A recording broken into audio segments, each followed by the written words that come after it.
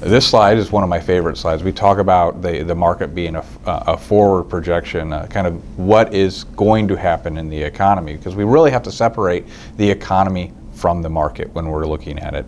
And because the market leads the economy, we can start to see what is the projection that's going to happen in the economy. Because if you're just looking at the current landscape right now, there's headlines that are very troubling all over the place.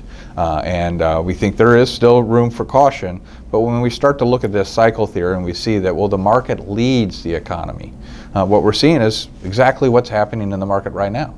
We have the market recovering. It's robustly adding year to date while the economy is still in question. Well, if you look at this cycle, the economy would be bottoming based on this cycle theory. And what would be doing well? Well, basic materials, industrials, technology, consumer discretionary, not yet energy.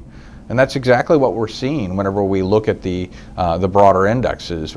Short term, what's working? Mm-hmm. So from the cycle theory, this is falling exactly like it should, which means that the market is saying soft landing is the most likely scenario. I would say that we've already had a mild recession. It was so mild that we argued about it over a year ago. The technical definition historically has always been 2 negative GDP quarters.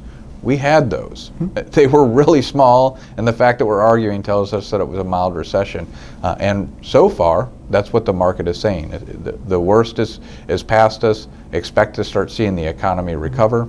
Now, that's not a guarantee. No. What we'll point to at the end, after we go through a few of these internal charts, is that all those periods when they're stylized business cycle, where you have the financial cycle leading the business cycle, you see a new credit cycle. Right. There's something, banks are lending, they're lending to businesses, rates generally are in a nice steep upward sloping yield curve, which makes banks want to lend more.